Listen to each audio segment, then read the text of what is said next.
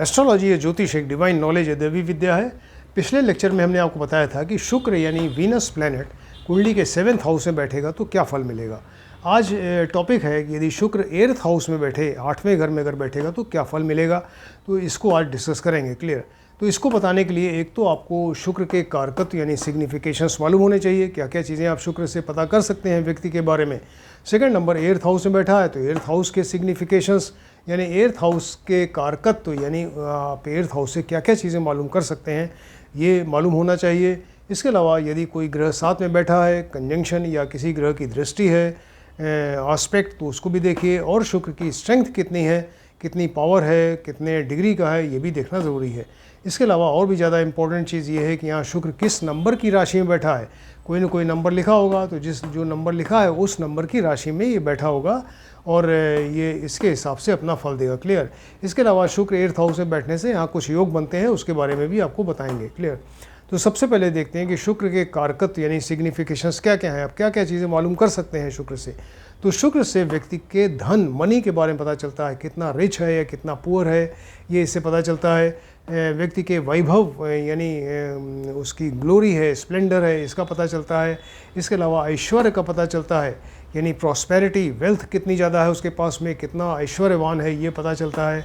इसके अलावा ये जो है शुक्र से व्यक्ति का कोई रोमांस है, लव अफेयर है, राइट। इसके अलावा मैरिज है, मैरिड लाइफ कैसी है, ये सारी चीज़ें आप शुक्र से बता सकते हैं। इसके अलावा ये शुक्र एक लग्जूरियस प्लैनेट है, यानी ये लग्जरी लविंग प्लैनेट है, इसको लग्जरी बहुत पसंद है। तो ये व्यक्ति अगर इससे प्रभावित है तो शुक्र से आप व्यक्ति की लग्जरी कितनी अवेलेबल है उसके लिए आप पता कर सकते हैं।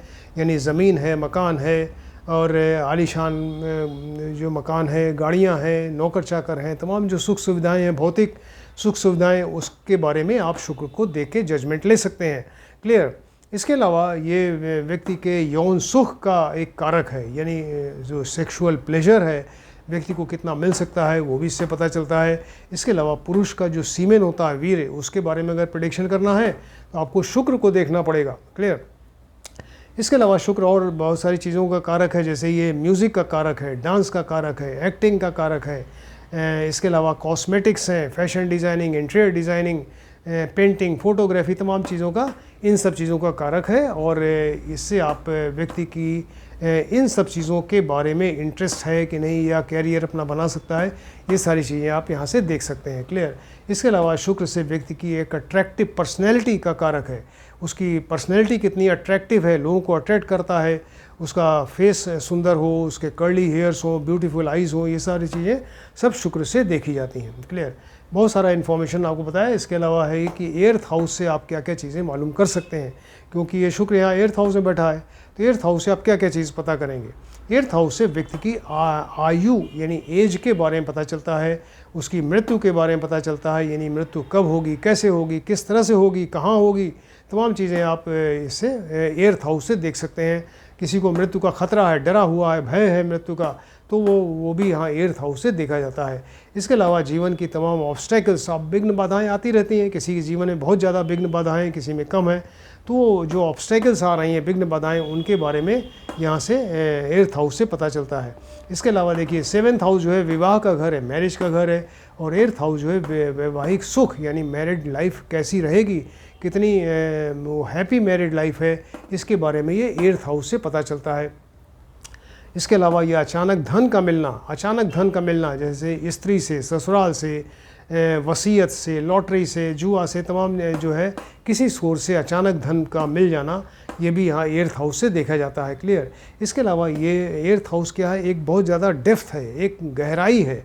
तो यहाँ पर कोई अगर जो रिसर्च वर्क इससे देखा जाता है, यानी कोई व्यक्ति किसी फील्ड में काम कर रहा है, उसकी गहराई तक जाता है कि वो कहाँ तक ये इस सब्जेक्ट को हम कहाँ तक सर्च कर सकते हैं, और उसको रिसर्च जो है, जो वर्क है, वो यहाँ 8th हाउस से देखा जाता है। इसके अलावा चूँकि डेप्थ है, इसलिए मल्टी स्टोरी बिल्डिंग में कोई ऊपर से नीचे गिर जाए या अपने पद से नीचे गिर जाए, डिमोशन हो जाए, ये सारी चीज़ें यहाँ से देखी जाती हैं। इसके अलावा ये गुप्त रोग का घर है, यानी गुप्त रोग है या कोई क्रॉनिक डिसीज़ है, इनक्योरेबल डिसीज़ है, जिसका पता ही नहीं चल पा रहा है क्या है बीमारी इसको, या मृत्यु तुल्य कष्ट, ये सारी चीज़ें जो है यहाँ सब एर्थ हाउस से देखी जाती हैं। ये एर्थ हर एक हाउस का अपना कारक ग्रह होता है, सिग्निफिकेटर या केयर टेकर। तो एर्थ हाउस का जो केयर टेकर है वो शनि है, सैटर्न। क्लियर। अब देखते हैं कि यहाँ पर शुक्र जो है वो किस राशि में बैठा है। सपोज़ ये अपनी उच्च राशि में बैठा है, जहाँ एग्जल्टेड हो जाता है, यानी 12 नंबर गुरु की राशि है, मीन राशि, या अपनी ही स्वराशि 2 और 7 यानी वृषभ और तुला राशि में अगर बैठेगा तो ऐसा व्यक्ति फिर एक अट्रैक्टिव पर्सनैलिटी होती है, रिच होता है, और इसके अलावा उसको तमाम जो है वो अचानक धन का उसका अचानक धन मिलता है, और इसकी एज ज़्यादा होती है, दीर्घायु होता है। इसके अलावा इसको जो अचानक धन का मिलना है, वाइफ से, ससुराल से, गुप्त धन कहीं से मिल जाए, लॉटरी से, वसीयत से, तमाम ये अचानक इसको धन मिल सकता है। ये जातक ऐसा बड़ा लस्टफुल, कामुक होता है, सेक्सी होता है। इसके इलीगल रिलेशंस भी हो सकते हैं, लेकिन वो रिलेशंस जो हैं गुप्त रहते हैं, वो किसी को पता नहीं चलने पाता। इसका वैवाहिक जीवन अच्छा नहीं होता, क्योंकि ये विवाह का घर है, ये वैवाहिक सुख का घर है। तो वैवाहिक जीवन जो है, चूँकि शुक्र एर्थ हाउस में बैठ गया, यहाँ का कारक है 7th का, तो इसलिए वैवाहिक जीवन अच्छा नहीं होता। ऑकल्ट साइंस में इसको इंटरेस्ट होता है।